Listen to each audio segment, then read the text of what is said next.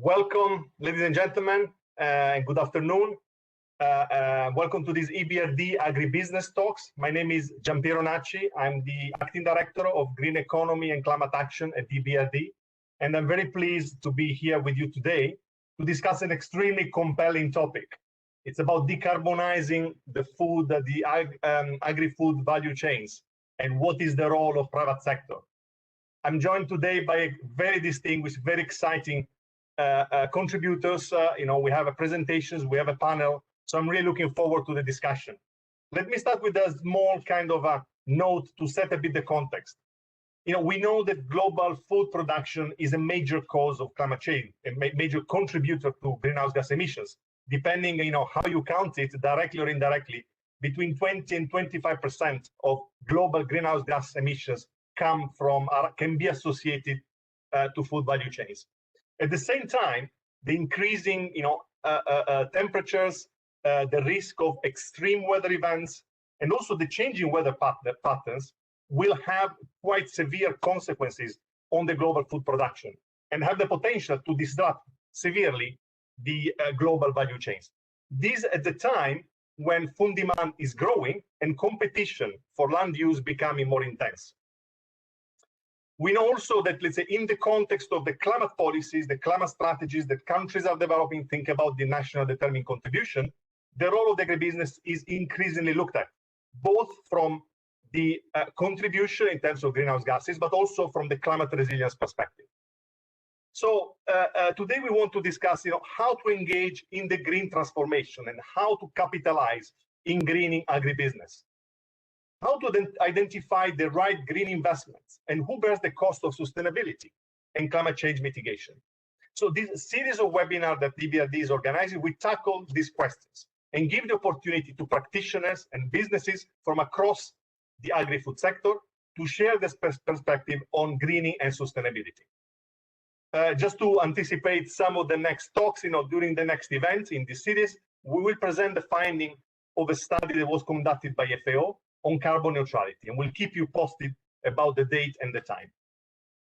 So let me briefly touch upon what we think are the main drivers that we want to discuss today with our prominent speakers.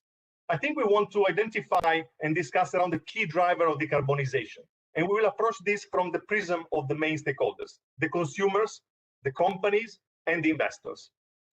I was kind of, while preparing for this event, I was sort of trying to figure out, some of the key messages that I wanted to leave after this conversation. That I think probably is good to anticipate some of these messages and see if our panelist agrees and we jump, we ultimately reach the same conclusions.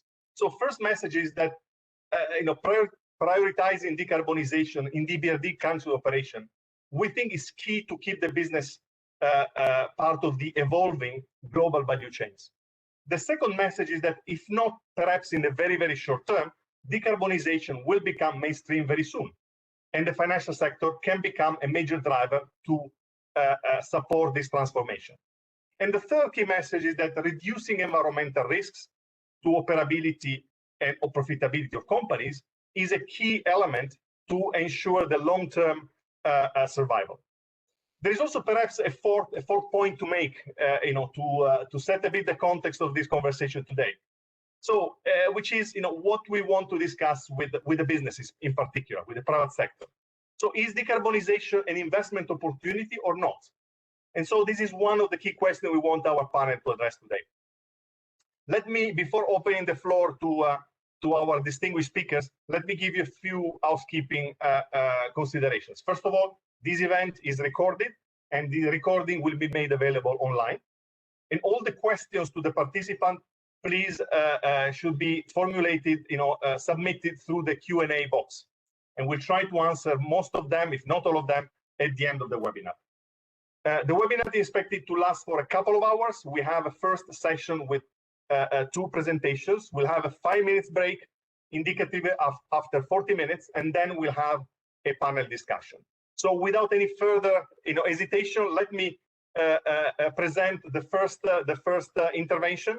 Is a presentation on investment opportunities in carbon neutrality, presented by colleagues at the FAO, by Nuno Santos, senior economist and Jacopo Monzini, Senior Natural Resource Management Officer. Jacopo, Nuno, the floor is yours. Thank you. All right, many thanks, Gianpiero, for the introduction, and good afternoon to all the participants. Let me start immediately. Gianpiero already introduced quite nicely the topic. Please, Basil, next slide.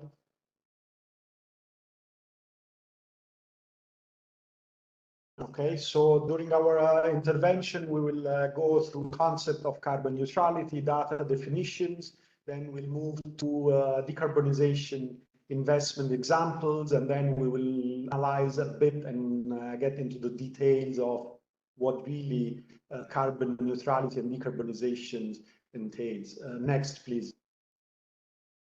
As Gianpiero was referring, agriculture, the agri-food systems in general are among the largest emitters of greenhouse gases.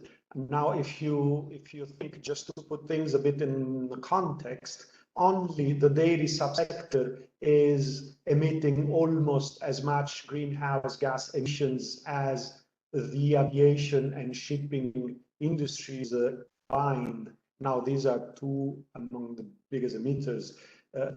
Nonetheless, when we look at how these two industries are regulated, in particularly aviation, both in terms of national and international regulation, but also in terms of corporate strategies and the decision, like the latest one taken by the IATA about blocking carbon emissions and putting ceiling to it, the agri-food system overall is not as regulated. Nonetheless, this is changing. We do have new attention, we do have new regulation growing, and the policymakers and marketplace players are increasingly realizing the importance not only in mitigating, so by reducing greenhouse gas emissions, but also as provider of potential mitigation options to other sectors. Next, please.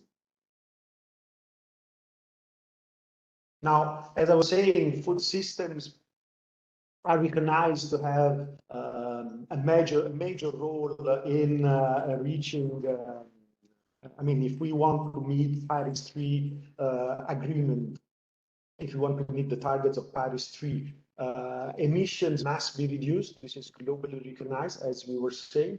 There is, according to literature and the most recent estimation, a potential of about 11 tons of carbon of CO2 equivalent to be avoided and to be reduced.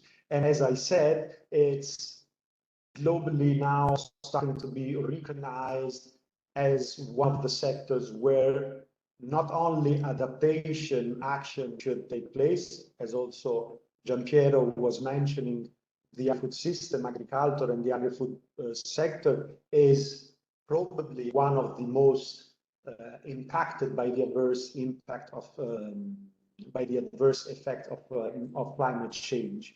Now, this has always been recognized in the national determinate contributions to achieve Paris 3 objectives, but is now also recognized by the large majority of the contributions, also in terms of mitigation. Nuno, if you want to give us a few hints on the potential benefits and costs. Thanks, Jacopo. Yes, I would just like to say that there's enough already evidence on one, and this is the left side of the slide, on the role that agriculture and the ag sector food systems will have to play. So there's IPCC estimates and a number of others looking at how much the sector may need to be participate in terms of reduction in global emissions. But also, I think there's a lot, and this is the right-hand side, on the potential benefits and avoided costs of investing in this. And so You see studies like the one from Follow talking about potential annual societal returns of 5.7 trillion by 2030 and others. Even if we did, as part of this study that will be released, some estimates using the current value of offset credits and also looking at the social cost of carbon, and you can easily get to several hundreds of $1 billion of economic value of mitigating emissions of the sector. So these are just to point out that there's a major role to be played, but also to say that there is also major returns that can be expected from this. Yeah, thank you, Nuno. Next slide. And again, there is huge pressure and importance in make sure that the agri-food system are climate proofed. So climate change is most likely the #1 topic for the agri-food system in general. Next, please. Now, we have talked about mitigation, we have talked about the number of topics related to the emissions, but how do we decarbonize? How do we reach, after a well-defined decarbonization process, what is carbon neutrality, or according to the most recent debates and new definitions, the net zero level of our operations? Now, carbon neutrality, it's not a new concept. It's something, and decarbonization, of course. These are concepts that are almost over 30 years old. They started being public domain in 1992, and they evolved with different phases until current days, where we are evolving into net zero definitions.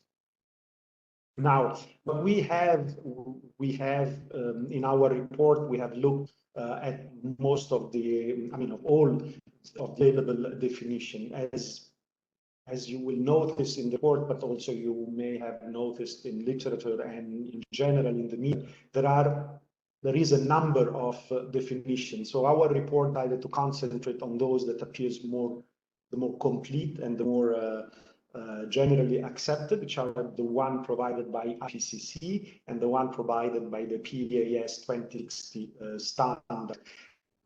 Both recognizes, of course, the point of decarbonization and of carbon neutrality. And of course, we have then the concept that was initiated, let's say more detailed by greenhouse gas protocol from the WRI and the World Council on Sustainable Development, of the 3 scopes, Scope 1, Scope 2, and Scope 3, which define the level of decarbonization, of the decarbonization process. So how much are we reducing and avoiding or offsetting our emissions? Now, these scopes are very diverse, and they represent the different phases across the value chain. We do have the first and the second that are most internal, related to energy, while the third one is taking care as well of all the other emissions coming from the supply chain and the actions related to the products or events or what we are decarbonizing. Next. Next, please, Basi. Okay, during the study, we also looked at, of course, the number of players. What we is an increasingly large number of players. Especially, we have seen the growing of a number of new carbon neutrality or carbon or zero carbon or other definitions related to carbon and decarbonization labels. We have a growing number of agri-food companies, and again also a growing number of agri-food retailers. We have many new service providers in the field that support companies, actors with auditing, with carbon footprinting, verification, communications, and a number of other actions. So this to say that the number of players is growing, the interest is growing, and the service also provided to companies to engage in decarbonization is growing. Next, please. Now, but why a company should engage in decarbonization and ultimately in reaching carbon neutrality? We have identified a number of reasons. Counterintuitively, the demand from the consumer side, though it's important, but is not the most important driver. What we have noticed and discussed with the various companies and service providers and actors that we have interviewed is that the two main drivers are the one related to the policy and the regulations, so to anticipate and comply to regulation and policy shift, to attract new donors and to answer to their expectations in terms of sustainable financing and related. And then also very relevant, the raise of efficiency and business resilience that engaging decarbonization entails for companies. Now, what we have again, it's different drivers and a number of different paths that will lead us to carbon neutrality. Next, please. Nuno. Yes, thanks, Jacopo. So I'm just starting with, and hi to everyone. I'm just starting with some of some of these drivers. So one of them clearly is investor expectations, and here we have several things that are already taking place. We have a large part of assets under management globally being channeled to following ESG factors, so environmental, social, and governance factors. Of course, this is all not easy in the sense that many of these factors are still debatable, and there's a lot of problems related to transparency and the approaches used, and this is something that I think needs to be discussed, and it's something we dedicate quite a bit of go to quite a bit of length in the report, because this is clearly a problem for investors to understand what's okay and what's not in terms of what's real greening. There are also a number of initiatives taking place, like the Climate 100 Plus, PRI, etc. Investors have recognized, and this is clear, climate risk is investment risk. There's systemic implications. This is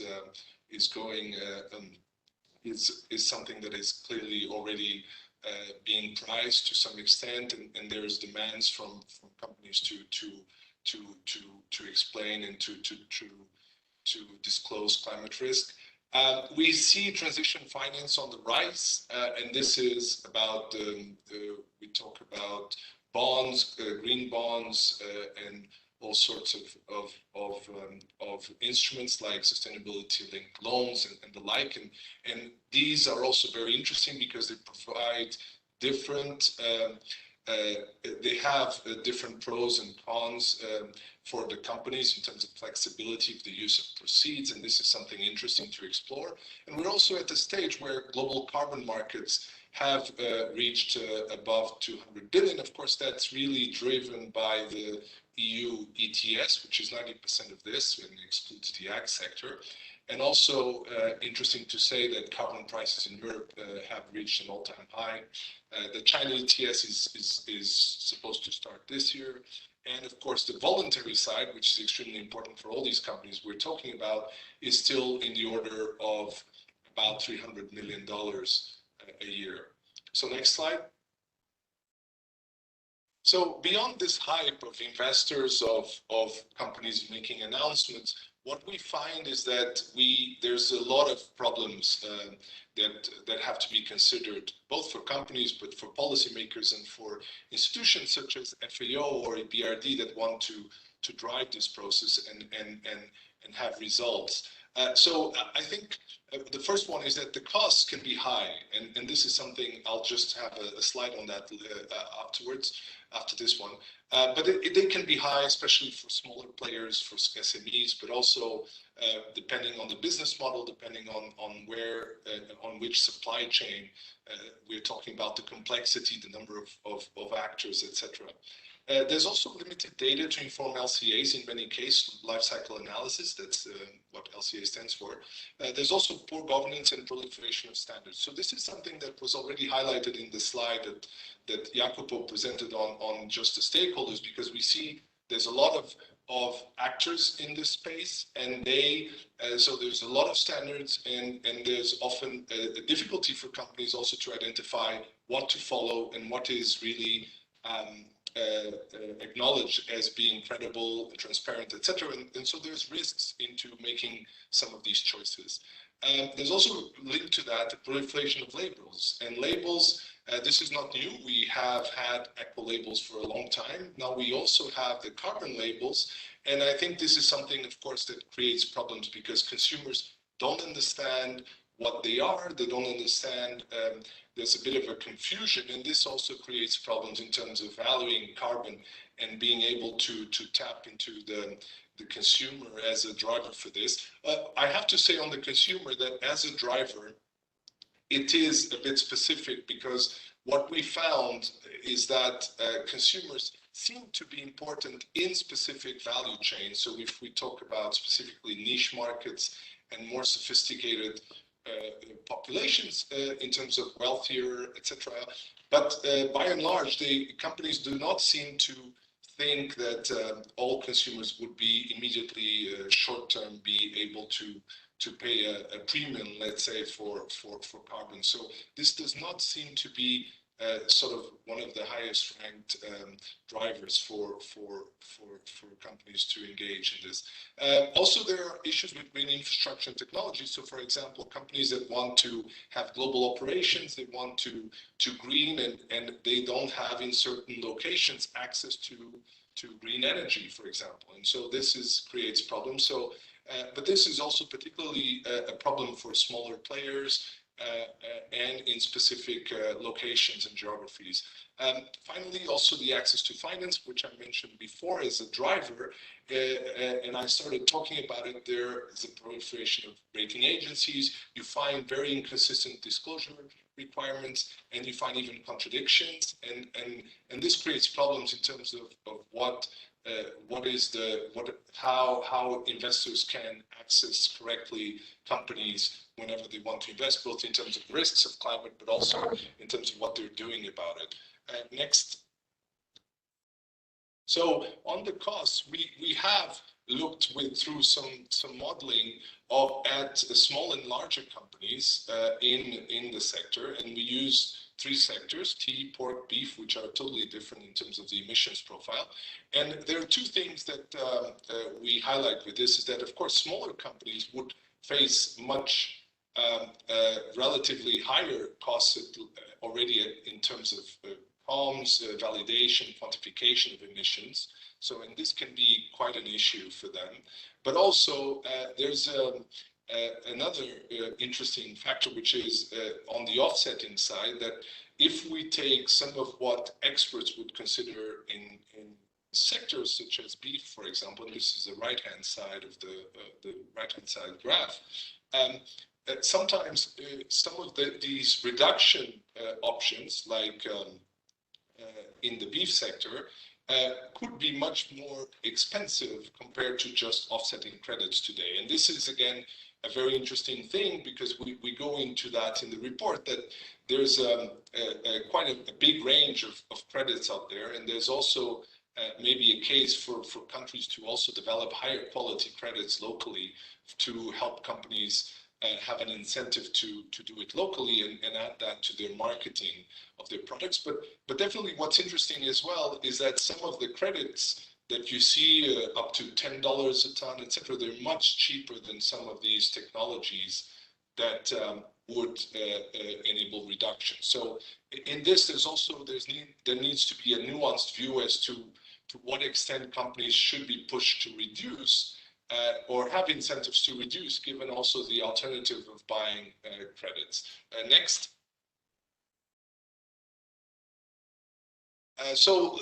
The conclusion of this is that without surprise, the adoption levels are very uneven across the sector. They'll depend on a number of things. Carbon neutrality is by and large voluntary. There's some a lot of actors just focus on quantification, disclosure, they just stay at this step. Others, they then go into offsetting and reduction, but that's used in different ways. And only a few actors that we've encountered that really go for third-party independent certification. Also, companies target different scopes. Some they stay at just scope 1 and 2. Some go up to scope 3, and they use also different organizational scopes. So some companies focus on one product or service. Some go company-wide, and also the labels again. The use of labels is not constant, and it depends really on the marketing approach of the company. Some companies with a very strong brand, they already try to integrate carbon neutrality into the brand value without extra labels. Some others, they would like to have labels, but then they also have this problem of which labels to use and whether consumers would recognize them. Next. I'm just going into a little bit quicker because we don't have much time. We have several examples of what companies do in practice. I won't go into WASA since Luca really will be talking about it. But I think what's interesting is that you see when you look at what they do, you see a lot of differences. Of course, energy efficiency, using renewable energy production, green procurement, recycling of waste is really some of the immediate wins. Where normally companies struggle the most is when they go into scope 3 and they start to look at the entire value chain and looking at the farming side. And here very often immediately they tend to go for credits when they think there are difficulties. Some others, and this is interesting, for example, some developments like the Heineken example, they've started with low carbon pilot farms, engaging some of the buyers that they work with, the soufflés and these kind of companies, to try to work through them with farmers to employ low carbon farming through better soil management, etc. And this is interesting because it shows that there's an interest to do it. At the same time, it is not clear whether that's really easy to do in the necessary scale, particularly also given that you have then these offset credits, which are could be more efficient in terms of the easiness of use, and also the fact that the cost sometimes can be also somewhat lower. So then the next slide to conclude. So to conclude, I would say this is that carbon neutrality pathways, then they require a lot of commitment. It's not a clear-cut deal for many companies from the start because of where they operate and the type of customers they have. So would they be willing to pay for carbon reduction or offsetting? But also the structure of their supply chains and the organizational complexity. So if you're operating with very poor smallholders somewhere in the world as part of your supply chain, it becomes quite complex to get the measurement, but also to go into all the details and achieve substantial reduction and get to carbon neutral. So to summarize, it would depend on the supply chain and the supply chain stage. It takes time, and there's a lot of organizational and corporate commitment in this, but it can also yield a lot of positives in the sense that companies may become more prepared to face challenges to their supply chains, because it really takes a fresh look into their supply chains. And I think we cannot exclude the fact that it's just not just a set of best practices. These are evolving, so new technologies are showing up all the time. So there's companies take a strategic approach and they wait and see sometimes. So I guess this is complex, and we need to then find with each player the way forward in a very different way. So with that, I'll leave it at that. I think we stretched the time by a couple of minutes, but hopefully Gianpiero is not too angry. No, thank you very much, Nuno and Jacopo. I think this was extremely useful because you really identified, some of the key elements. In fact, if I may summarize, 3 takeaways, one is that there are a lot of business opportunities associated with decarbonization. I think you also highlighted a bit the evolving landscape of methodology, standards, initiatives. So things are possible, are moving.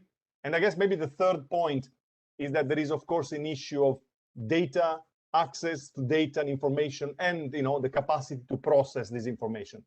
So just for all the participants and the audience, please raise your questions to colleagues at FAO in the chat box.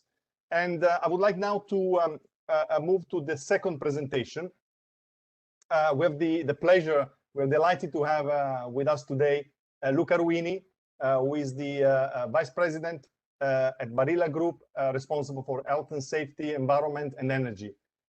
Luca will give us some concrete examples of the decarbonization in practice with an example associated to Vasa, which is one of the brand of the Barilla Group. Luca, thank you again for joining us today. The floor is yours. Thank you very much. I tried to share my presentation. I don't know if you see or not. You see it? Yeah, perfect. So just a few words before they say it's a path. When you talk about carbon neutrality, it is a path, it is not a short path. And what I wanted to explain to you exactly, it's what we have done. Just to explain how far this is coming from, this is my first exercise. I am the green guy inside the company, and I'm acting to sustainable project and the green project since 25 years. And we started to do the first life cycle analysis to understand what's the impact of our product and our process since more than the 20 years, at least, more or less. We started with understanding how our facilities were the impact. Then we started also to the product.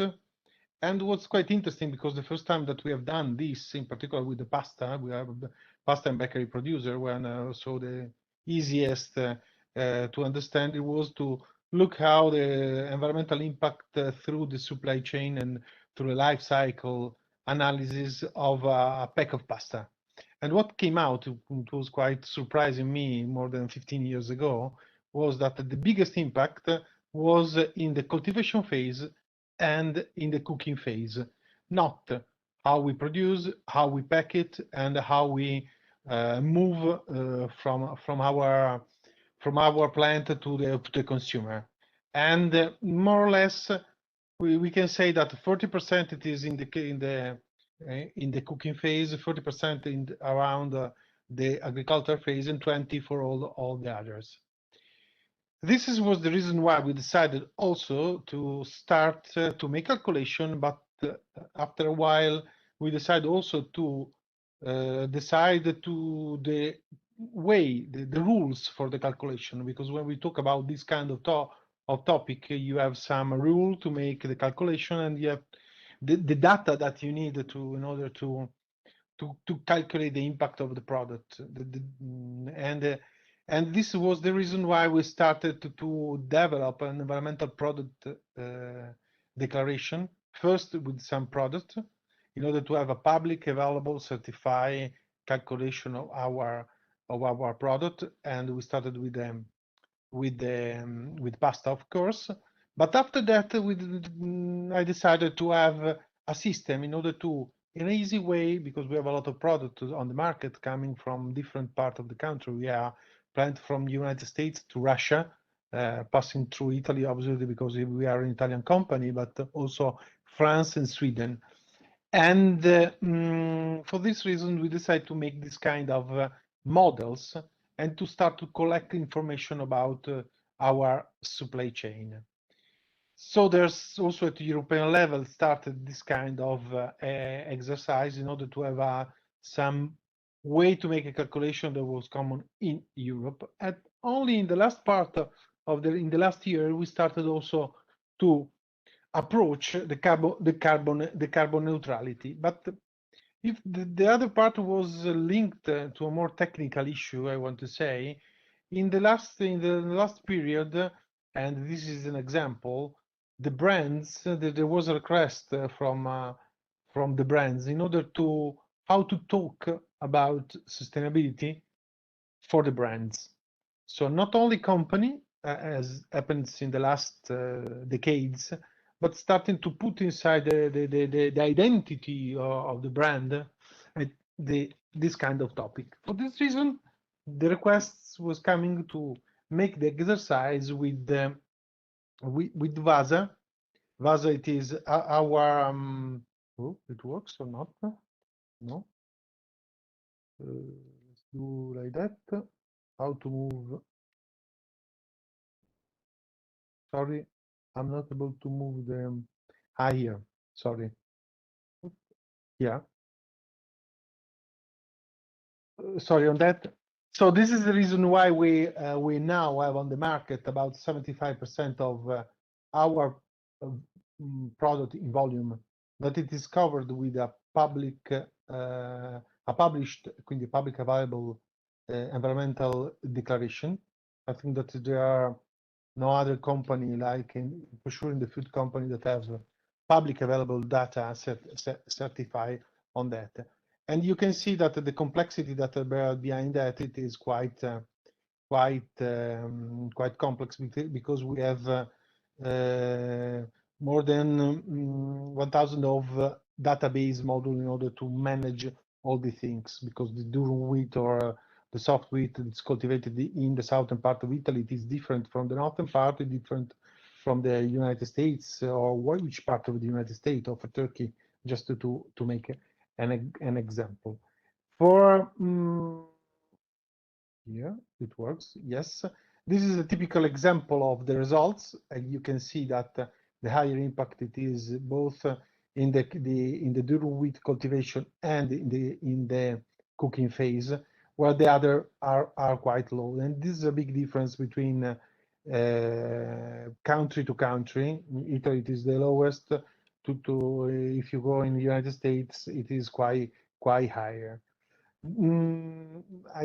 Let's go, but let's to understand our carbon neutrality project. When we talk about the carbon neutrality project, it means you have to reduce, and starting you have a path of reduction, and then what you cannot reduce, you have to offset. It means that you have some projects that cover their the CO2 emission on that. So plus minus equals 0. The second big interesting issue it is that there's a standard. It is an international standard. It's past 2060, and the following the rules and make the certification. It is another quite interesting, important issue, because not a lot of exercise done have fully the certification of all the complete process, because it's not easy also to do that. We started with with one brand. It is our Swedish Vasa brand. It was one of the different way in order to celebrate 100 years of our Swedish brand, and they develop a particular product. This was the 100-year pack celebration, where one of the things that we have done it is also to have a logo with a carbon neutrality on that. And then in the last 2 years we started also with 2 other brands. One it is an Italian one, Little. The second it is a French, and the third it is one of the biggest our biggest brand in Italy. Different brands, carbon neutrality approach, but different way of make the communication, because the brand are different. The reduction of at the company level, we take part of the science-based target approach, and then we have also apply it in a different way for the different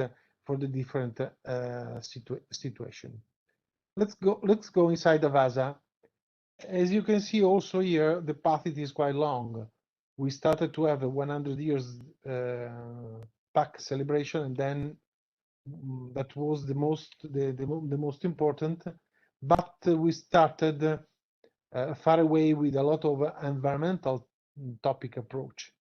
For example, Filipstad, it is our Swedish plant in have from more than still 8 years ago, we started 100% renewable resources.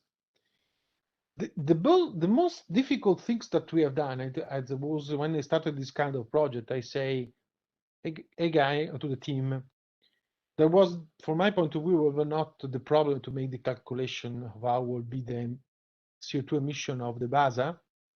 The marketing asked me to do it from the cultivation phase to the shelf, not only to the gate, to the shelf, with also the complexity of the distribution to the shops.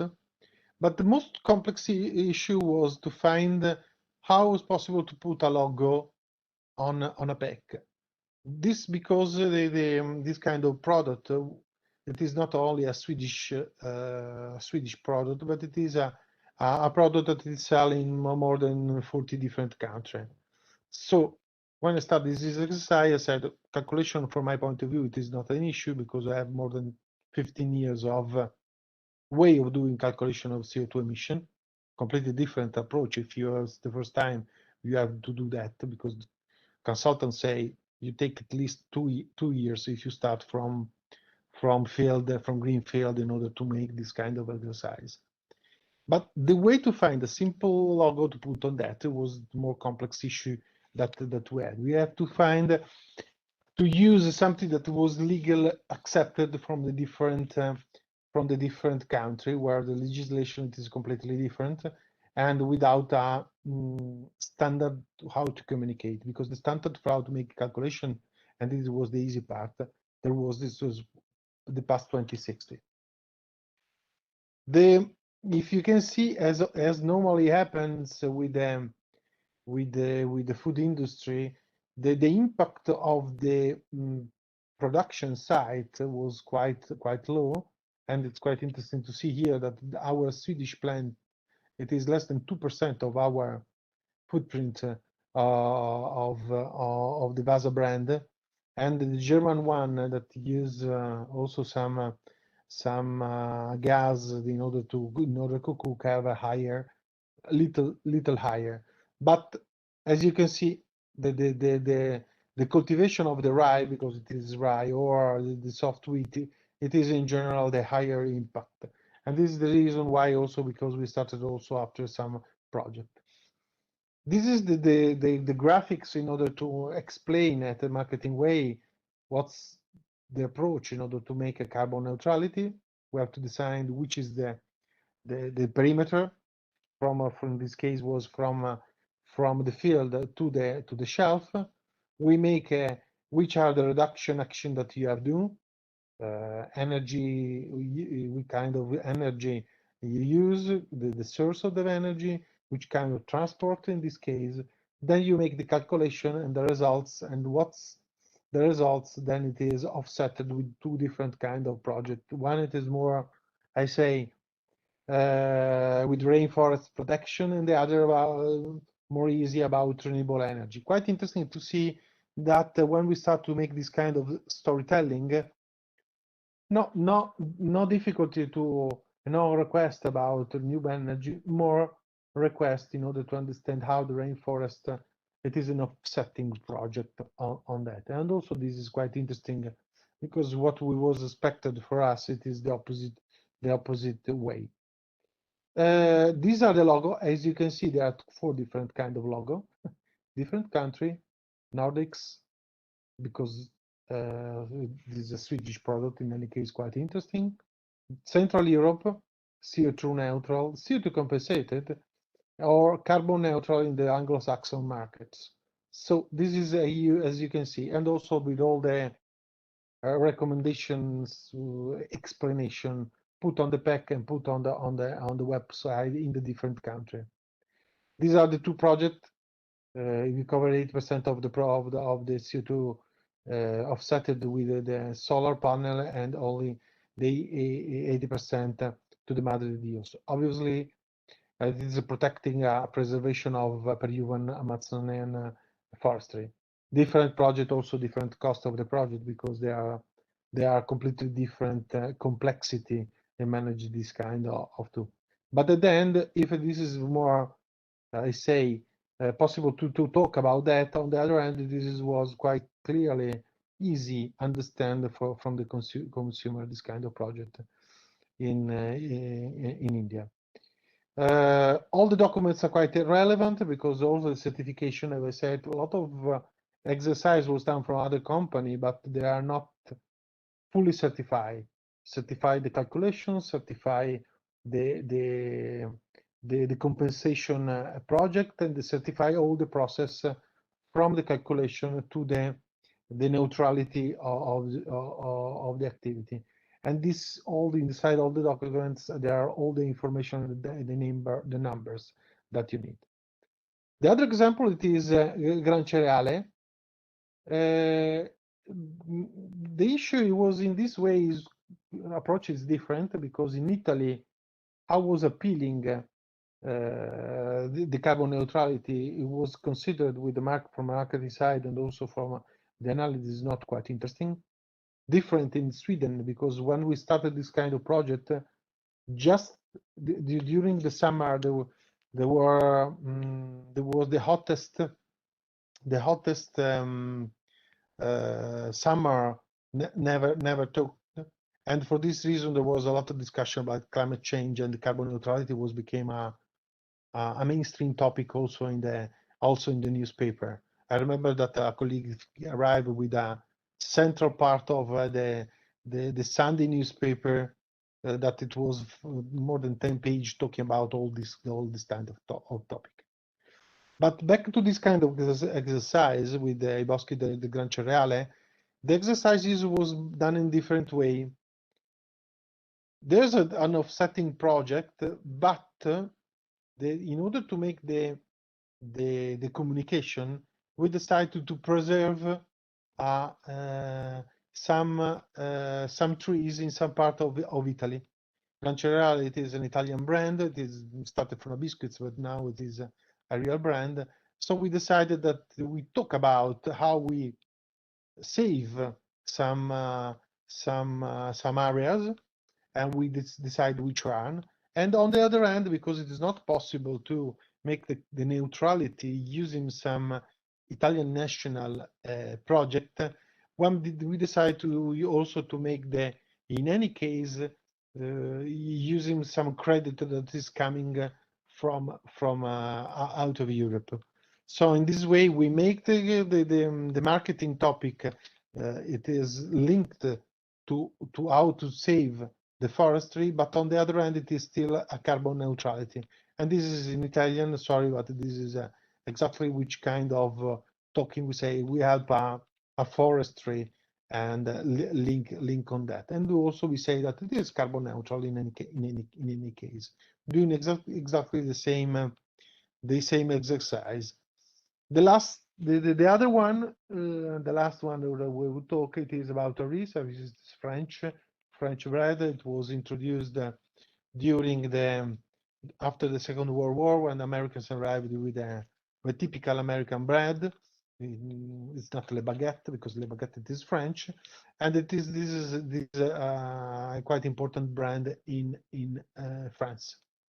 As you can see also here, there's a lot of story behind that in reduction and in action, and they decide in order to also have 100% compensate brand.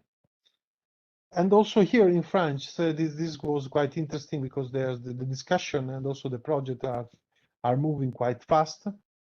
Also in French, the French government decided also to have some project that can, if done according to the ministerial way of doing it, it's possible to have French credit in order to participate to the carbon neutrality of France approach. And so this is quite interesting to say how this kind of tools also at national level in Europe are starting to be to the approach. So also in this period, There's, in this case, we are started to talk about the 100% CO2 compensate, but it was a way to celebrate the brand anniversary. But this is one part of all the talk and the activity that we are doing. The last one, it is Mulino Bianco. Mulino Bianco is still longer all the activity that we have done, as you can see on this timeline. There's a lot of, and I want to close with this because the project through the supply chain, in particular on the cultivation of the soft wheat, it was a relevant part of the brand activity that in order to reduce to the impact of the cultivation. We develop Carta del Mulino, a Mulino Bianco charter, as it's called, and this is starting from another exercise started more than 10 years ago with the durum wheat. But here, our bakery colleagues with this brand, they started to use. The involvement was quite high because more or less till now we have 100% of the common wheat used. It is done with this kind of decalogue that try in order to reduce with the 10 of these rules, that one of them it is also to have a reduction of impact. All of this it is certified from different organizations, from this arena to make all to see farmers and the mill what to do, but also with university in order to make the verification if what we are saying about that it is something that it was really obtained. And also there we decided to also to have a logo. A lot of logo they're starting to come too much. As someone said before, there's a wide west of logos, of sustainable logos, and in the future we will see a lot of them. This is the typical 10 rules, just to put to understand two things. One, it is to have 3% of the area for flowers in order to have the bees that can do. Or crop rotation, it is obviously the things, also the nicotinoid ban, because there's a big impact. This is just to say it is more complex than the activities from agronomic point of view. It is quite long. These are all the production where this is adopted. As you can see, it is Italy, but not only, also coming through Europe. And this is what we started to put on the pack, and now also starting to make the communication on that. I will stop here, and just to say one thing is, I think that carbon neutrality we are starting to use with the brands, so in order to communicate to the consumer. But on the other hand, when you adopt, then this was a clear direction where the company have to do, and when decided, then you have to follow. So this kind of adopting this kind of carbon neutrality path, I think it is one of the very interesting way in order to help the company in order to adopt multiple year project in order to manage correctly the transition to a low carbon society. Luca, thank you very much for sharing this wealth of information and indeed the journey of Barilla over the years. And it's quite impressive what you presented.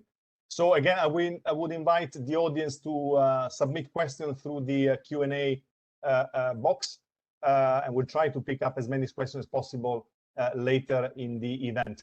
Maybe just to perhaps summarize, there are a lot of questions that comes to my mind in respect to your presentation, but I think what is quite striking is that you've really taken a system approach, to look at the all dimensions associated to your products, and I think this is a clear indication of how decarbonizations can be linked to specific products and brands. So thank you very much again, and we'll explore more of these in the second part of the event. So as we discussed before, we're going now to have 5 minutes break.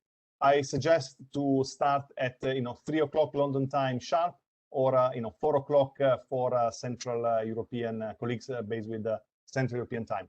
So see you in 4 minutes, in fact. Thank you.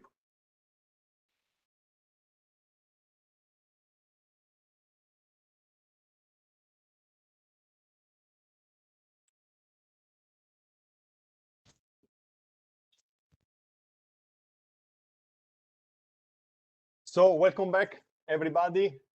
I hope you enjoyed the first part of this event. I think they were very, two very interesting and rich presentations.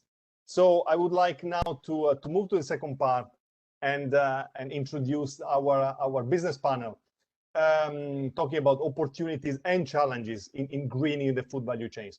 Perhaps before starting, I would like to thank the EBRD colleagues that have made this event possible. There have been quite a few colleagues that have been involved. Vasilo Vera, Alina Mika, Nimo Gergic, Azel Kozina, and Jamie Macadam. So thank you very much for really making this event possible.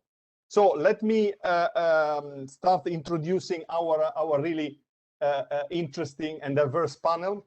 So we have Anastasia Bilic, who is head of marketing for Arnica Group. Thank you very much, Anastasia, for joining us. Arnica is the biggest producer and exporter of organic commodities in Ukraine, operates 15,000 hectares of certified organic land, and Arnica is the second largest organic company in Europe. Then we have Beth Burks, Director of Sustainable Finance at Standard & Poor's Global Ratings. I don't think we need to introduce S&P. It's clearly one of the biggest rating agencies, and is also, of course, a very successful provider of analytics on sustainable financing. We just introduced Luca, and we heard the presentation and the landscape, the complex activities of Barilla Group. And then we are also very pleased to have with us Rafał Ruzki, ESG Director at Żabka Polska. With 7,200 stores, Żabka is the largest convenience store chain in Central Eastern Europe, serving about 2.5 million customers daily, and is also a market leader in dietary catering and e-commerce of box diets in Poland. So thank you again. Really excited to start this conversation. Perhaps let's start with Luca. Luca, you've talked about a lot about the interventions, the activities of Barilla, and I think this is connected with the increasing public attention towards environmental and climate-related issues by the consumers. So it would be interesting a bit, how do you see the market for the consumer market for decarbonized food? You think is the consumer the main driver for decarbonization in the food sector? I think that there's in some country there's a difference in Europe from, if you talk about Nordics, there's high sensitivity on that, lower in the southern part of Europe, Italy first, but increasing. So from the consumer point of view, there's starting to be an interest on that, in particular in sustainability topic, in particular on the climate change, because we started to understand also the COVID, understand that biodiversity is a relevant issue also for the pandemic, that it is something that before was completely not a link. And there's a change and there's a request. One of the think also in my colleague in the Mulino Bianco marketing, the bakery one, he said, Luca, we make a survey. The quite interesting issue it is that the consumer are starting to put all together the different activity that we are doing. The more recyclable paper-based packaging with the carbon neutrality we are doing. We are using the energy from renewable sources and etc. And say this is adding the point together, and it is giving, and also the campaign that I show you about the cultivation of the soft wheat. It became a complete more interesting issue in order to move the brand, because the brand have an identity. You have to find projects that are fit with the dress on that. So from my point of view, it is yes, they are moving. And there's also a big request also from institution and also from the bank, because they started to ask investment, green investment. There's a colleague coming to me and say, can you have the list of the green investment, because I wanted to say to the bank that give us some money, etc., etc., etc. So there's I say a big movement, not technical, because in the past it was technical, and now there's coming a mainstream, and for sure also the crisis, the COVID crisis, and with the investment that the not harm condition that have put also European, it is a big change, and we will have everything is moving in order to, we have to change, then where to go with low carbon society. This is the issue. It is how to manage the transition. That is the real problem that behind that. Thank you, Luca. I think this is there is a clear message here, and I guess later would be interesting also to explore why Barilla Group has made some decisions quite early in this broader global conversation about sustainability in the food value chains. I'd like now to involve Rafal, because you are representing in this panel the point of view, the perspective of the retail companies, the retail sector. So clearly you are very much at the front line, at the intersection between consumers and producers. So I'd like to understand a bit more about the approach to sustainability of a market leader like Żabka, and also perhaps if you can give us your perspective about who is driving your sustainability agenda. It's your company, it's the consumers, it's a combination. So it would be very interesting to get your perspective. Rafal, I think you have some slides to share, so would be okay. So they're now online. Thank you, Rafal. Thank you for the question, and I'm really pleased to be with you and for the audience today to discuss such an interesting yet complex topic of decarbonization. As you've mentioned, indeed, we are representing a model convenience retail, which is definitely for a number of years looking into the green side of operation, and it just builds on what previous speakers touched upon, that decarbonization and greening is a process. So it's a journey that you won't start, but really never ends. And this is the kind of approach that we also undertake at Żabka, which is actually, as you can see, green by nature.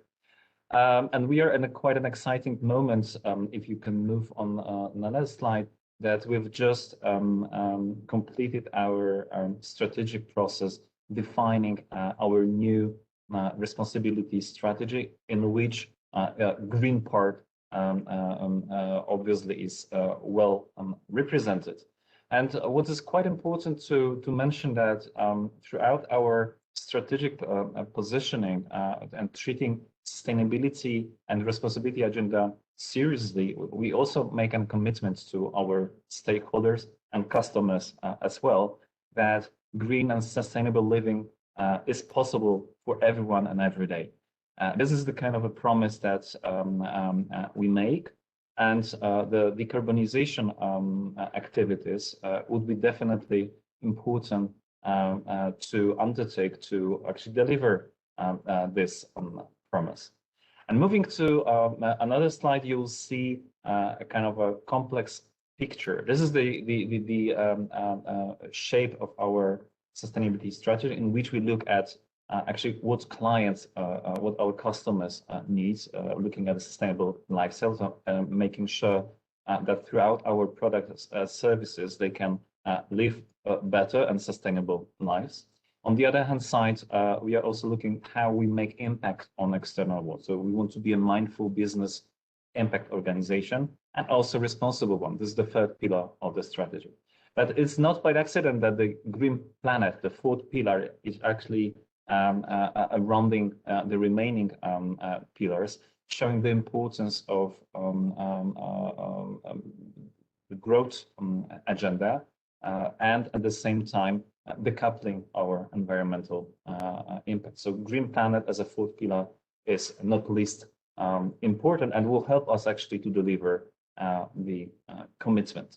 And obviously, by defining the strategy, we are not starting from scratch. And if you'll be moving to yet another slide, I just want to emphasize that by making the specific commitments in the Green Planet domain, among others, to become climate neutral in scope 1 and 2, and then reduce greenhouse emissions intensity in scope 3, which is the biggest challenge that we'll be facing in months and years to come.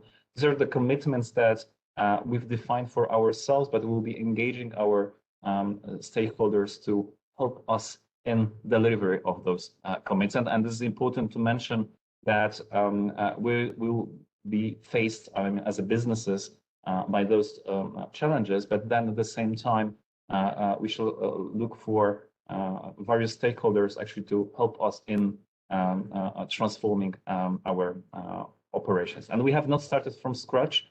I will be talking later on a few examples of initiatives that we've conducted so far, and which are exemplary in terms of how we understand our responsibility and sustainability agenda, and that the strategy that you're seeing right now is rather putting things together, refreshing them to ensure that our stakeholders receive a complex and a comprehensive messaging around our responsibility.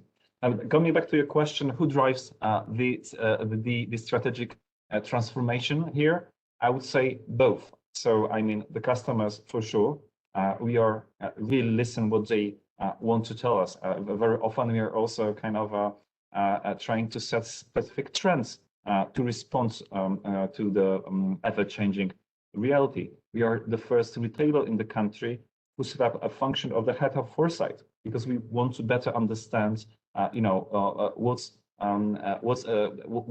ahead of us, and try to reflect that in our operations and the products. And just give you one example, we've just introduced a plant-based own brand, ready to eat, ready to heat, called Plant Hunter, that is dedicated to flexitarians. So those people who want to choose a healthier non-meat options. On the other hand side, in the strategic process, we deeply listen to our stakeholders, including customers, and they told us clearly that healthy and sustainable lifestyle, responsible consumer choices, these are the elements that we need to take in consideration. So besides regulation and the business objective, these are all elements that actually you need to take into consideration to make your strategic choices relevant, but also contributing to tackling of sustainability related matters.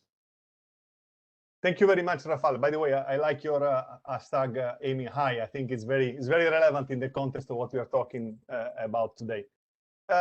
What is striking to me is that, let's say, both, I mean, Żabka, Barilla, market leaders in their segment. So clearly you've come up with a very, structured, well thought through strategy, which is the result, of course, of the experience over many years. So maybe, and in which in this strategy, I believe, communication is an important element. In fact, I would like to hear a bit more about communication from Luca. You talked about brand identity and how sustainability plays a role there. So it would be interesting to hear from you, Luca, how you communicate sustainability drivers, to your customers, especially considering that, perhaps at this point in time, sustainability is not necessarily on top of the agenda of consumer. For example, looking at other parameters like affordability or availability. So Luca, tell us a bit more about communication and sustainability in the context of the range of products of Barilla.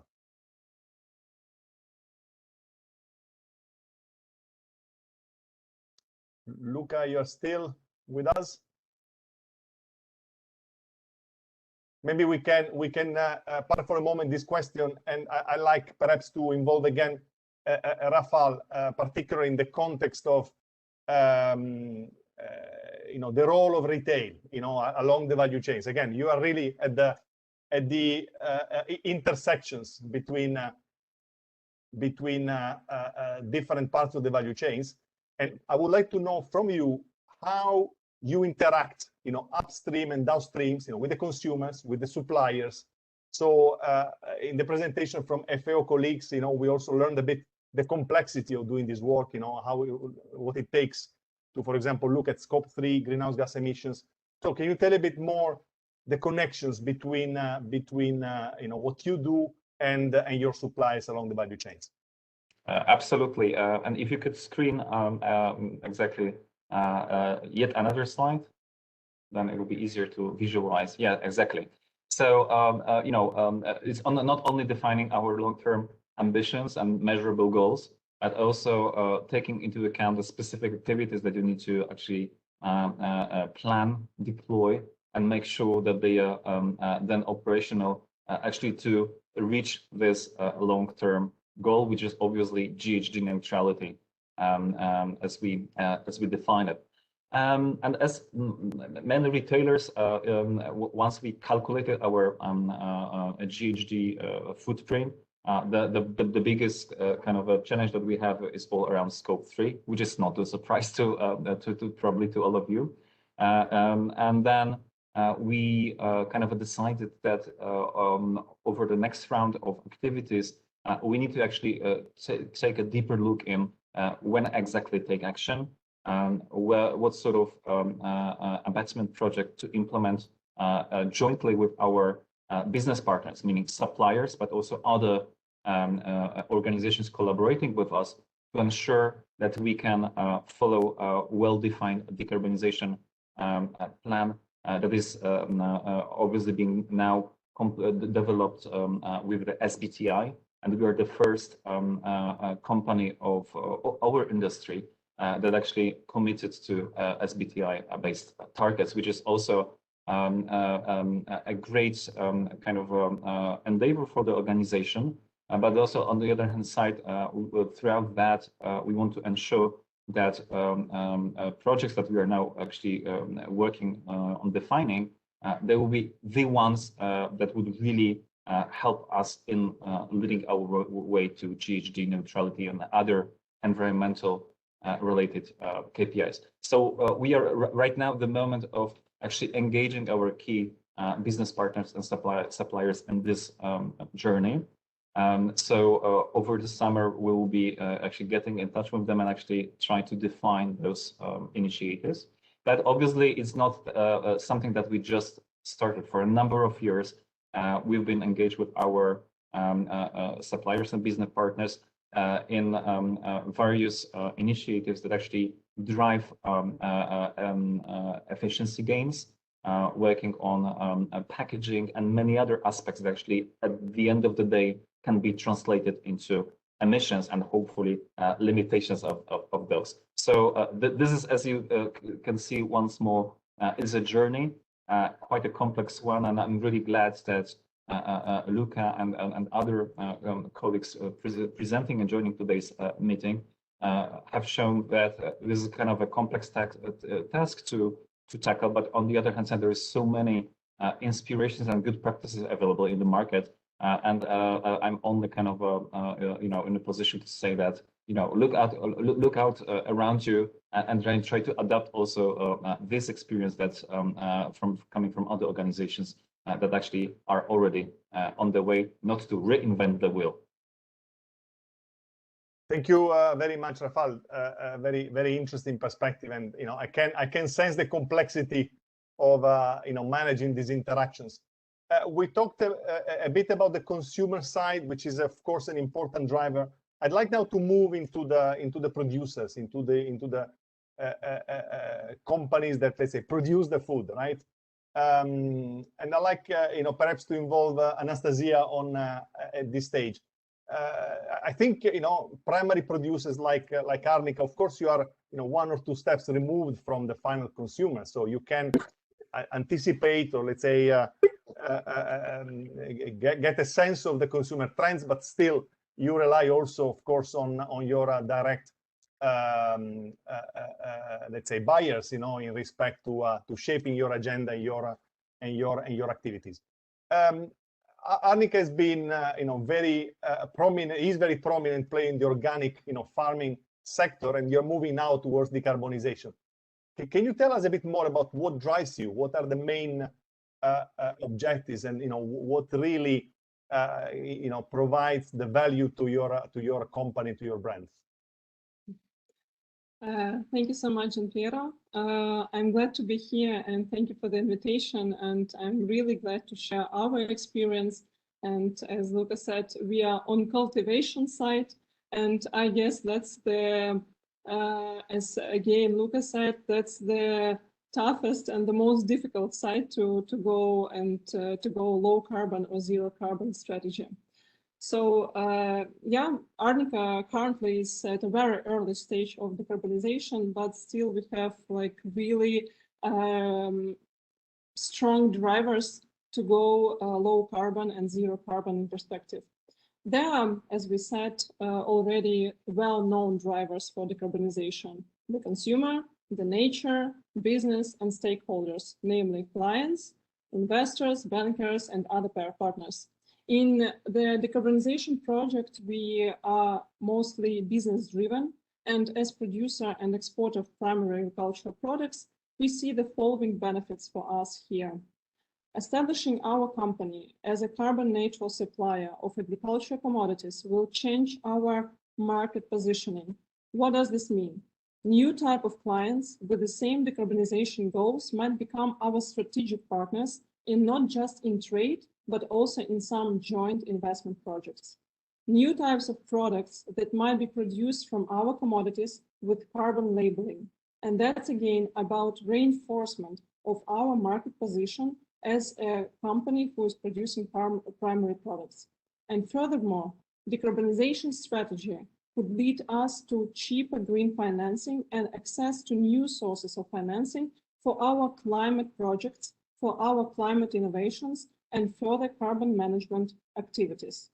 So the last but not least, it's of course, even for us as primary producers of primary products, consumer tolerance to our brand and further strengthening of our environmental approach in general. Those are, I guess, the benefits that each company that is starting its low carbon pathway should consider on the first place.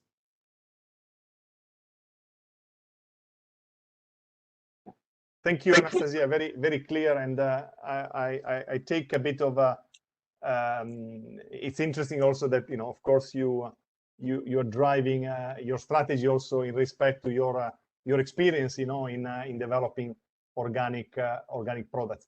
Maybe can we elaborate a bit more on the market for decarbonizing inputs, right? Which is ultimately your strategic objective. So. You're telling us that, let's say, your decision to invest in decarbonization activities and programs is very much, business driven, as it should be. So, and it's very strategic. So, how do you see the market evolving, and how do you particularly look at the buyers? Is a rapidly growing market? Is more like an expectation that you sense in the market? So how you would position yourself, particularly consider some of these decisions, but in terms of investments, are very strategic, and so you have to balance between multiple priorities and multiple objectives. So tell us a bit more about the market, how you see the market, and particularly in respect to your investment decisions. Thank you for the question. Actually, I will be here on a negative side, and unfortunately, and I'm going to tell more about challenges that we are facing on this interesting carbon journey. So far, there are not so many companies, unfortunately, that have made ambitious commitments to decarbonize their operations and their whole supply chains. And there are reasons for that. And those reasons are both market, political, business, and many other reasons that I'd like to mention some of them. So first of all, uncertainty of carbon market mechanisms. Currently, there are no obligatory carbon markets and certification measures or requirements, as well as there are no certainty in relevancy of existing carbon certification standards. So for the majority of producers and for us as well, as exporter and exporter of organic products, that's not so obvious at all what certification to use and with what certification we will be reputable enough at international markets. Moreover, existing standards, though well known, and well reputable as verified carbon standard or gold standard, they have different requirements. They have different calculation methodology. The validation, certification process, everything is different.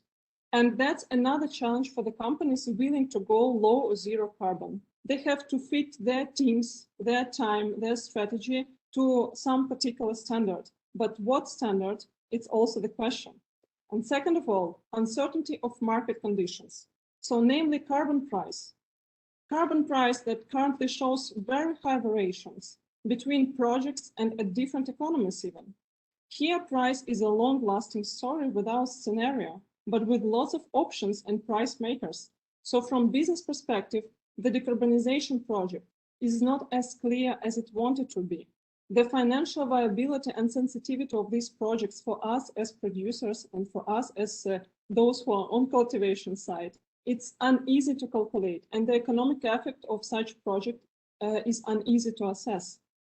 So there are also other business-related challenges in these sort of projects, like accuracy of the data, like absolutely accuracy of data and data processing. So sometimes carbon projects, they are data projects because they are driven by lots of data to be gathered and to be analyzed and to be further monitored and verified. The applicability of measures within carbon management plans, assurance of carbon traceability through the whole value chain, and many, many, many other challenges. So thus, currently, we may talk just about voluntary carbon market, some separate carbon initiatives, an absolutely chaotic decision-making process from different sides, from the side of producers, exporters, importers, consumers, even politics, and other sides. And those are the reasons why we are not capable to accurately assess neither the market of decarbonized inputs nor the market of decarbonized outputs. And sorry for that. No, Anastasia, I don't think you need to be sorry. I think this is the reality, the business reality. And I think it's very important to highlight these challenges. And I think this is a responsibility of many players to find a solution. In fact, actually, your points compel me to maybe involve briefly Jacopo on this topic, because Jacopo, you talked at the beginning about Wild West. And Anastasia, really flagged a number of very compelling, very important issues. So, Jacopo or Nuno, it would be, maybe useful to get your view about the role of regulation and the role of,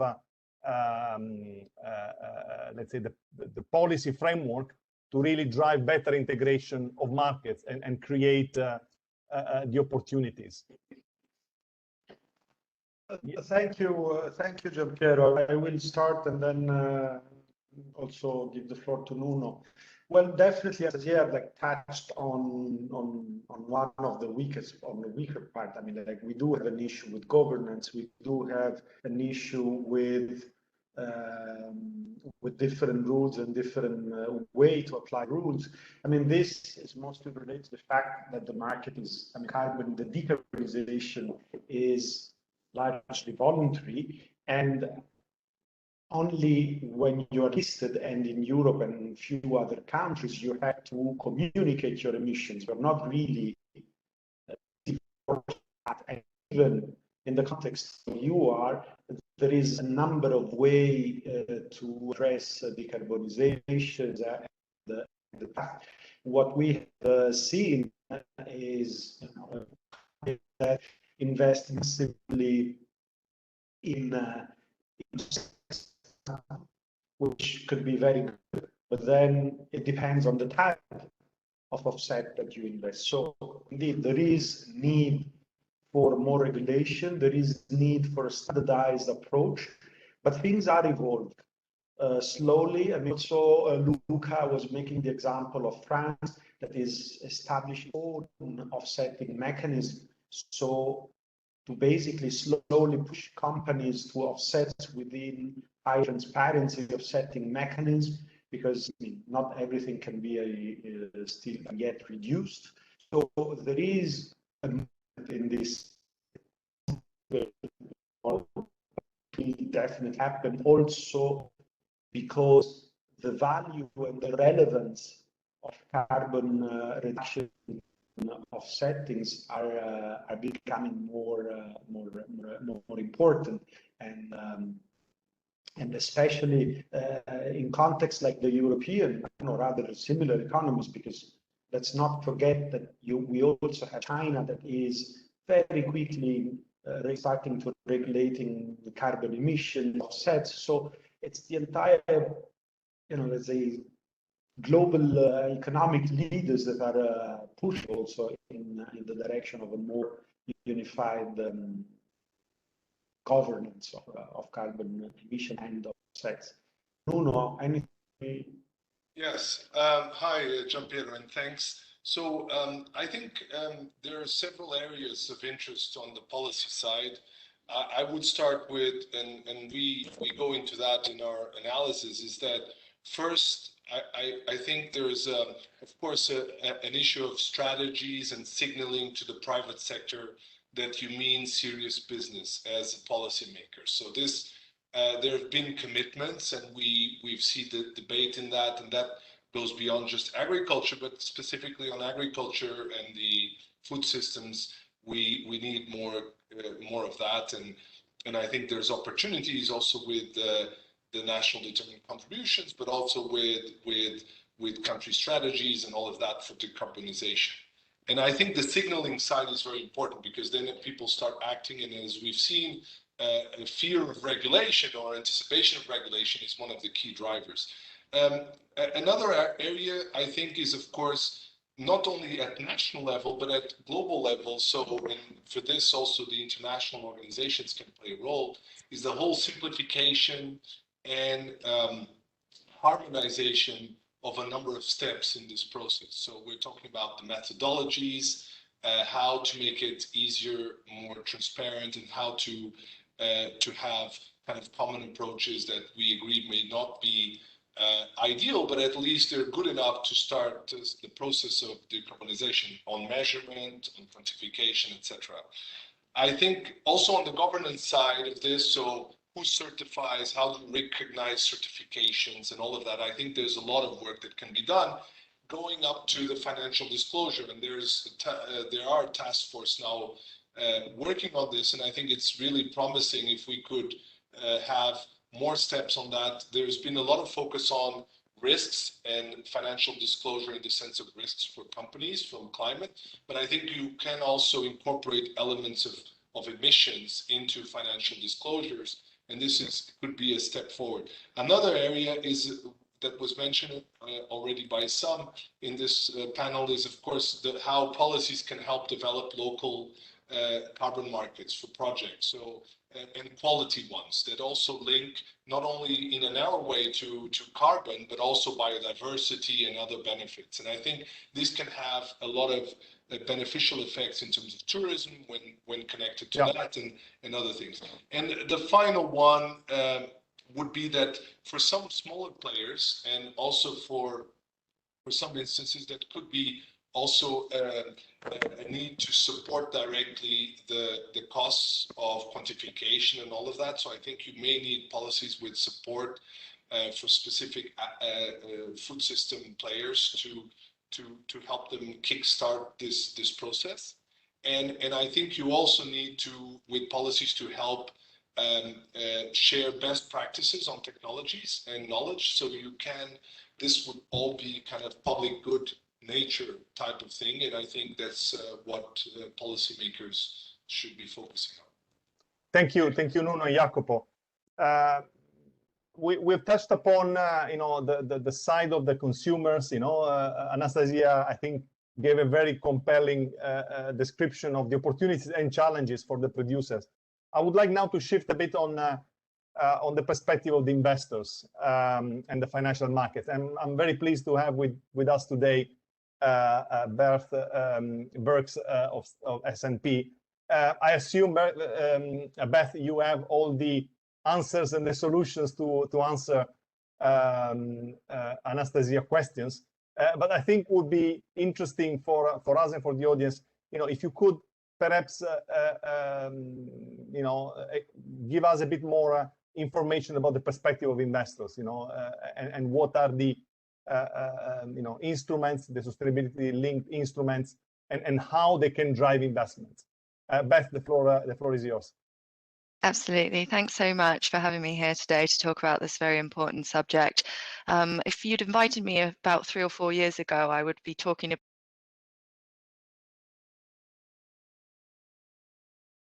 projects with environmental benefits.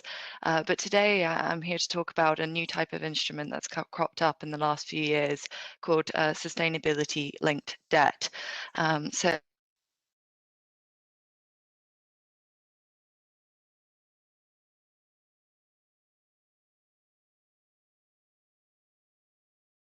carbon markets that we've just heard today, the cost of certification and measurement and impact and so on are quite substantial for the issuer. And here in the sustainability-linked debt, I haven't seen my slide, there we go. In the sustainability-linked debt market, the aim is really to introduce a pricing mechanism that incentivizes the issuer to meet some performance target, be that decarbonisation goals or other sustainability-related performance targets. And the idea, this has been a growing area, particularly in the loan market, so direct lending with banks, but we're still seeing now an increase in these types of instruments from the bond markets as well. So these charts are just basically showing that growth. There was a slight dip last year in the loans market, but we're expecting that to recover this year. We can go on to my next slide. So what are the kind of performance targets available in these linked instruments? Well, at the moment, the bulk of them relate to environmental targets, with over half of them relating to GHG emission reductions. And that seems to be the most popular target to tie an interest rate or a coupon rate to.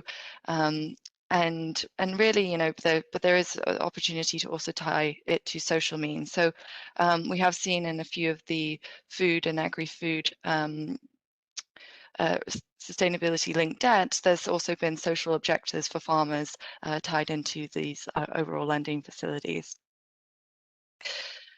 I mean, what's really good about these instruments is that you do also see a diversification in the investor pool, and it really helps understand that link to the opportunity, to the incentive of achieving an objective.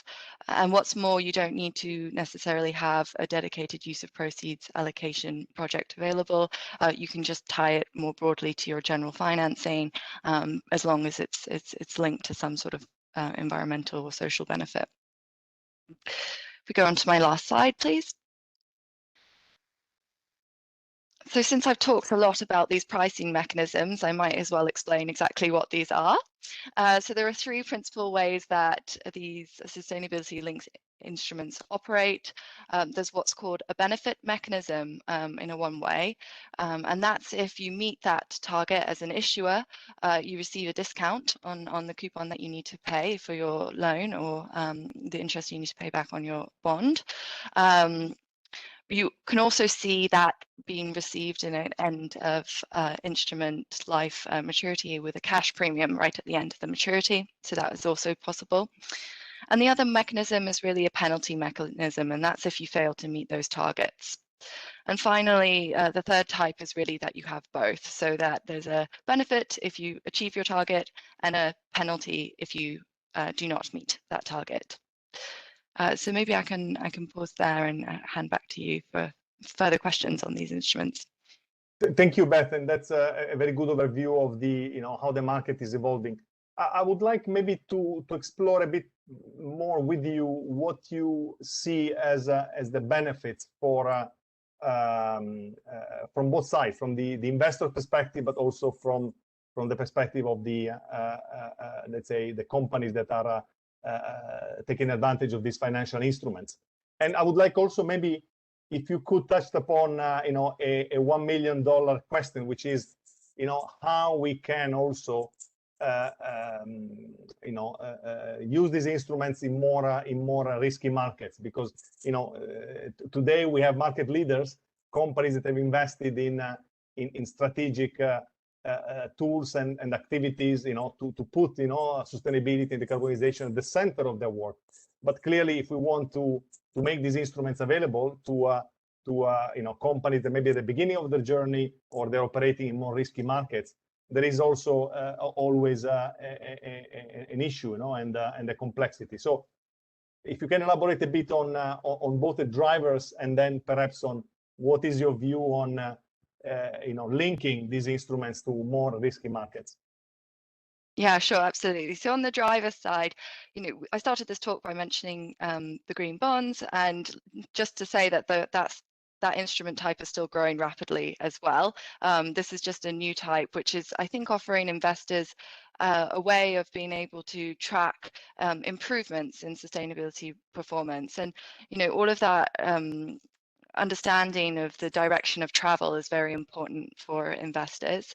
There's going to be a lot of standardization in reporting coming through, and there's going to be a real need for investors who are putting out, for example, ESG type funds, to have a way of tracking that these funds are actually delivering environmental benefits. And I think these instruments help provide a little bit more of that information flow between issuer and investor. That helps facilitate that kind of reporting. I think also, one of the things that we've had to sort of navigate in this field, and it's an important challenge to be aware of, is that when you have a penalty factor mechanism, i.e. there's you have to pay more to your investors, or pay more to your bank and lender if you fail to meet those targets. Then there's a criticism that this could be profiting from poor sustainability, and that criticism, I think, luckily we started to overcome that, where you're seeing investor pledges, or you're seeing bank pledges to redistribute that additional benefit that they've received from your penalty as an issuer, to reinvest those into further decarbonisation projects, or other types of places to put money where you're delivering towards the overall sustainability objectives, so that it's not seen as just profiteering from poor performance when you fail to meet a target, which I think is a really good thing that we started to sort out while this market is still so small, and hopefully as it scales, a lot of that kind of criticism will start to be resolved through different ways, and that financiers and investors are dealing with them. And really, I think on your second part, sorry, you're gonna have to remind me, I think, of the question. No, it's about how we can bring investors to look at opportunities in riskier markets, and yes, of course, yes, yeah, exactly. So I think one of the other things about moving beyond use of proceeds to sustainability linked is that it does open up the door for more types of issuers, really, there, and you are seeing a proliferation into different sectors that can use these as they begin and continue on in their journey. That's certainly the case that we've seen for the agri-food sector, for instance. Thank you, Beth. Maybe one last kind of a quick question is, I guess Anastasia already gave us a bit of an overview of the challenges that an organization like Arnica is facing. Can you maybe elaborate on what you see as the main challenges for an organization which is new, which wants to enter into this market? What are the key challenges, the key obstacles that you see? Well, I think, one of the things that we're expecting to come and have come through the standards and sort of the reporting requirements around these types of instruments is to establish the ambition of the targets that you're setting, and to really demonstrate that it's going beyond your business as usual. So ensuring that the decarbonisation targets that you're setting are science-based, time-bound, all of those things that we're expecting to come through the corporate so the corporate reporting directive from the EU regulation. I think embedding those within your targets is a very important piece. And again, still we're struggling with this issue of comparability across instruments. And there are many ways to calculate not only your carbon footprints, but also the ways that you calculate the emission reduction benefits of certain projects that you're implementing. And so all of those still remain to be solved. And I think, we're really looking towards the reporting standards and the policymakers to resolve some of those methodological challenges that we're seeing. Thank you very much, Beth, for your contribution. I'd like to, we don't have a lot of time left, but I would like still to make a few questions to our panelists. Maybe I'll start with Anastasia. Can you give us a bit of a notion of what are your planned investments, what you're going to do next? And also, you mentioned the lack of, established carbon pricing and, uncertainty in the drivers. So what type of incentives you would like to see to really speed up the pace of investments in your company and perhaps in general in your sector? Well, thank you for the question. That's a good one. First, I would like to mention that among other opportunities, there are such as achieving sustainable development goals for our company.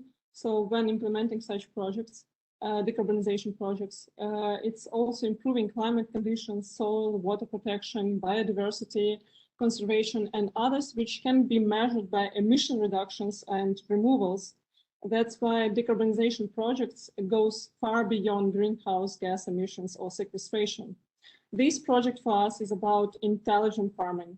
It's about even smarter approach in organic agriculture. It's about agri-technologies, new agri-technologies used on fields. It's about our environmental footprint and related impacts. About the challenges, maybe you know that in 2016, Ukraine was one of the first countries to ratify the Paris Agreement.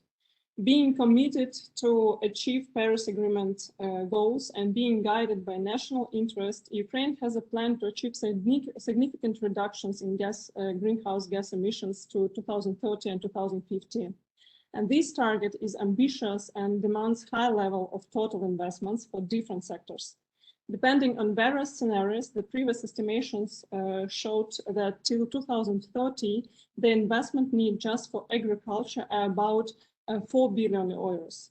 Still, the mechanisms are not clear how to get those investments, how to support business, and how to support private sector on their way to low carbon. Those mechanisms are not clear, the policy is not defined, as well as emission trading schemes are not developed yet. And on the other side, in EU, carbon farming schemes are indeed, and they are likely to be subsidized by EU taxpayers via common agricultural policy mechanisms. And of course, in case Ukraine won't suggest any state subsidies to private sector, EU producers might provide carbon credits at a more competitive rate than our company, for example. And that places us on a not compatible position at all.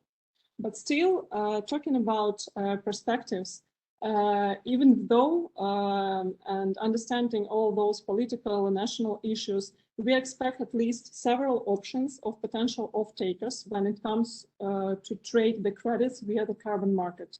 And first of all, it's EU clients with the same set of ambitious decarbonization targets. Also, our own international affiliates in Switzerland and in the US. And in a longer term perspective, but still with hope, a mandatory emission trading scheme that is still under development in Ukraine. And as for the other steps, so as for the project that we are now developing, this project involves lots of steps within the strategy. It's carbon baseline definition, it's development of carbon management and land management plan, it's assessing financial viability and sensitivity of the project, and validation, verification, and finally certification.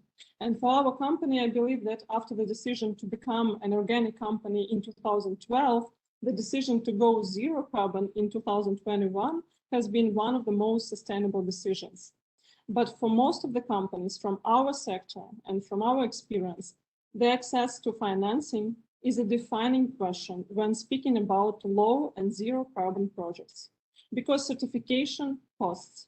Management strategy that goes beyond the certification costs a lot. All steps within those projects are high cost. And at the same time, the return on those investments is still unknown. Factor to lots of producers and to lots of representatives of the private sector.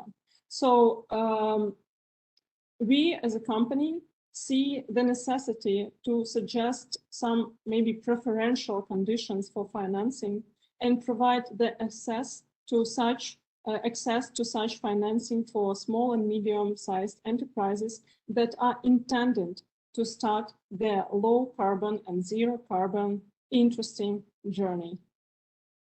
Thank you very much, Anastasia. Very, very clear set of messages and considerations.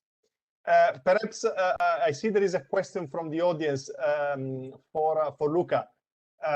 It's about whether Barilla has a defined roadmap or strategy to achieve carbon neutrality, and what is the pace of work, the type of new carbon neutrality project that you are contemplating to initiate and conduct.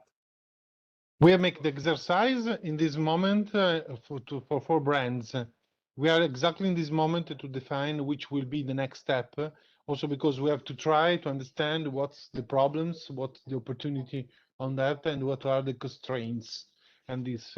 So in this moment we have fixed the reduction with science-based target, but we have a roadmap, internal roadmap, but we're still not decided to have a public one. And this is the discussion that it is still now, because we have in the definition of the next 10 years or 20 years, everyone is more or less in exactly the same situation. We have 10 years, 2020, then 2030, 2015. So this is, and we are all deciding which way to approach this, because we are in the middle of transition this way. I'm pushing on that, but we are still understand how it is, because there are constraints that are opportunity, but are in any case not easy to manage on that. Maybe a quick question from my side. Out of your range of products, how many have been covered by this sustainability and carbon neutrality standardization? Is the majority? Now I can say that we have half in terms of brands. I can say the bakery are quite completely covered. The issue is the pasta that it is heavier, as I said. So if I talk about money, half more or less. If you talk about weight, it is different, because pasta it is cheaper and the weight is higher. Thank you, Luca. Let me. We're running slightly out of time, but we still have a few minutes. So I would like to close with Rafal. I would like to hear from you as well. Concrete actions that are taking place that you're planning for Żabka, and also what are the key factors that you have to address, you have to factor in you have to consider in your journey towards carbon neutrality. Rafal. Thank you for that question. Actually, I will start with the achievements that we completed last year. So we, as a chain, we underwent the largest in Europe remodeling of our format that brought really tangible results, obviously being translated into CO2 reductions. Throughout the remodeling that we completed, you can imagine that now our stores are modern, convenient, comfortable, and green. So the reductions we calculated are of 120,000 of CO2 equivalent. So that shows that throughout the scale of operation, you can exert throughout such an investment such a great impact. What we are doing right now, just to pick up a few samples, Eco Solution Incubator, so our special store when we incubate eco-friendly solutions, quite innovative one like kinetic floors and this kind of stuff. That after the test, if they are successful, then they will be rolled out to the chain. We are testing a circular economy pilot for our own brand water, Odnowa, which is the interplay of a fresh start and a regeneration. And we are testing with our partners how to close the loop for the packaging material in this area. Or we just withdraw unnecessary plastic from the stores, replacing that with certified paper bags, and we just announced plastic neutrality for our own plastic use. So these are all huge endeavors that require collaboration, good partnership, and I would say that and referring back to the question that was posted to Luca, a good plan that you need to execute. However, we do not have at hand all the answers, so it's rather a pilot test type of an approach, and then deployment for the successful and the most beneficial ones for the business, for the customers, and for the nature. Thank you very much, Rafal. I'd like to perhaps make the final question to Beth. You've given us a really great overview about the status and the expected evolution in the sustainability link kind of financial market. One question: can you give us, one or two examples of success stories in the adoption and utilization of these products, and perhaps also give us the perspective of S&P, how you see your own market evolving in this context. Sure, yeah. So a quick example on the lending side. So we saw last month that Rabobank and Mercon Coffee just reintroduced a revolving credit facility that they had started 2 years ago, linked to sustainability performance targets. And the new one that was released last month is 500 million. It's gone up by 50 million, and it has a two-way pricing benefits with both parties, both the lender and the issuer, committing to reinvesting that benefit into sustainable projects that they both are committed to. So that's a sign that it seems to be working, because it's continuing. So clearly both parties are finding some benefit out of that. And maybe another quick one on the bond side, for the agri-food business, we saw Pilgrim's Pride issue 1 billion, which has a penalty, 25 bips penalty if they miss their GHG performance target over that 10 years. So, a lot of these on the bond side tend to be long maturities. So we're yet to see if any of them are delivering on those end targets. So I think, but then from the S&P rating perspective, we're very interested in our sustainable finance team in this market, and particularly how, these instruments have been adhering to the ICMA's sustainable bond standards and the sustainability linked standards that they've put out. So that's our keen area of interest, to ensure that there is good governance and impact assessment being done for these instruments. Thank you. Thank you very much, Beth. Very, very, very useful. I guess we are running out of time. There are, of course, many other questions that I would like to make, but I would also invite the audience to send us any further questions you might have, and we'll, of course, channel your question through to our participants. So I'd like to maybe wrap it up, but before that, I would really like to thank you all for really the excellent contribution. It's very difficult for me to try to summarize, because there have been so many information, but I'll try as best as I can. I think I'd like to make probably 3 points. I guess our initial assumption that decarbonization investments are strategic for across the whole value chain, I think has been confirmed. You're clearly market leaders, so you are probably one step ahead of other companies in the EBRD region, but certainly you're taking steps that are very much anticipating mainstreaming of decarbonization, climate finance, sustainable finance across the market. So sustainable finance is strategic for your organization. The second point or takeaway is that clearly these are complex transformation and transition, so they're not simple. They require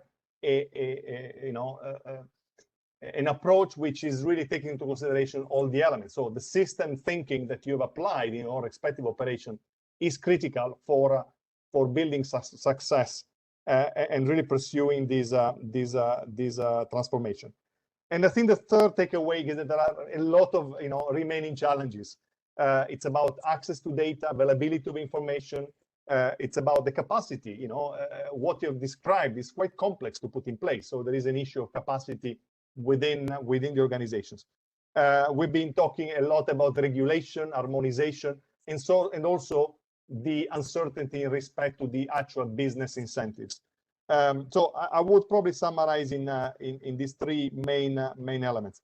And I think this leaves a really critical question for the EBRD. So how we bring this to our region, to the broad range of our clients, how we use your experience in a way, and how we can accelerate the transformation in the sector. I think this is going to be a challenge for us, but a challenge that we are embracing very much in our approach, in our strategy. So I'd like to again thank a lot all the participants. Really interesting conversation, and I would like also to remind the audience that this is this event today is a part of a series. So the next one will talk a bit more in detail about carbon neutrality. So please watch this space, and we'll inform you about the next event. Thank you very much again to everybody, and see you soon.